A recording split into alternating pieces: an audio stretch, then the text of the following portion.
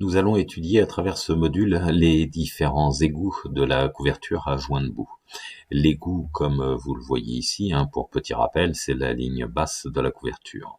Alors ces égouts peuvent être dans une gouttière, tomber dans une gouttière ou dans un chéneau, mais ces égouts peuvent être aussi sur une bande métallique quelconque. Avant de commencer, déjà, la bande d'égout, c'est l'élément qui va se placer sous, justement, l'égout de la bande de couverture. Elle vient se positionner donc sur le versant, ici, et retomber dans sa partie verticale, ici, soit dans la gouttière, soit dans un chéneau. Petite note, vous remarquerez ici qu'il y a un débordement de 35 mm, donc un dépassement dans la gouttière de 35 mm.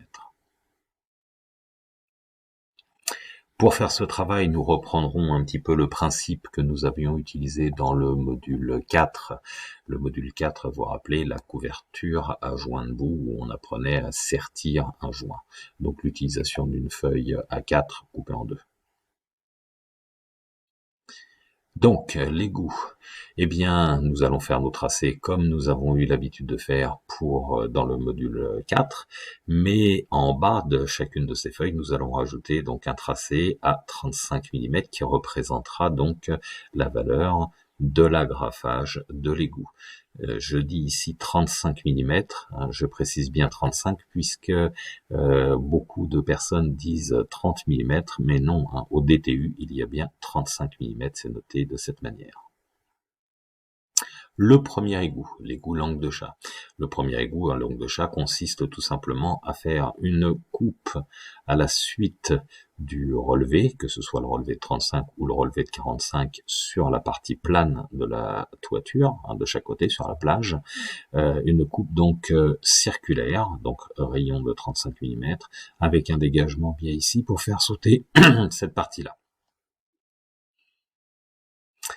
L'égout langue de chat numéro 2, c'est quasiment la même chose que l'autre système, donc en plus simple, puisque c'est tout simplement deux petits dégagements qui se situent, eux, à 25 mm du pliage des relevés. C'est 25 mm ici aussi. L'égout à languette rabattue. Alors l'égout à languette rabattue, certainement un de ceux qui se fait le plus fréquemment. C'est avec, tout simplement, on va garder au niveau du relevé de 25 ici une petite languette. Cette petite languette, c'est tout simplement deux petits dégagements en biais 5 mm.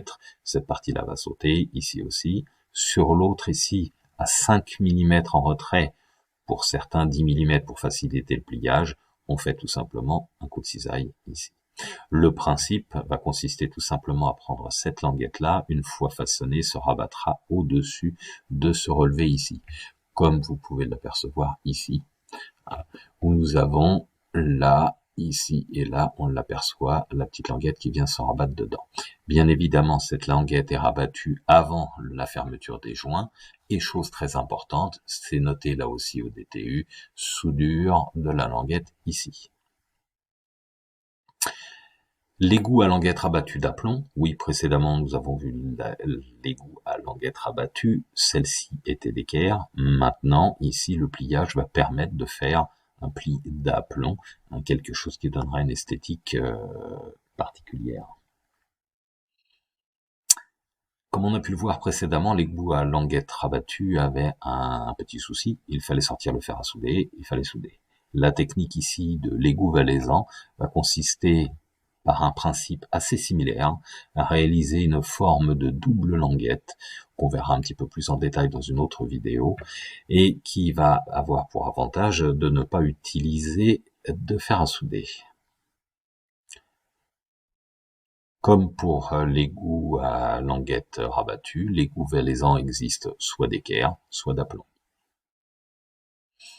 Nous avons aussi l'égout à bavette fermée.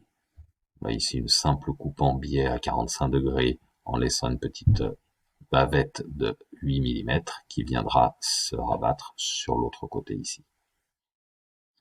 Le même principe que la bavette fermée, la languette sertie, mais là ici plus esthétique puisque une coupe en arrondi, un travail un petit peu plus complexe à réaliser. Et ici, la dernière technique, l'égout à languette sertie double. Ici, le principe reprend le principe du joint de bout, c'est-à-dire que l'on va avoir un double pliage et donc un sertissage complet des joints, et ceci en arrondi aussi.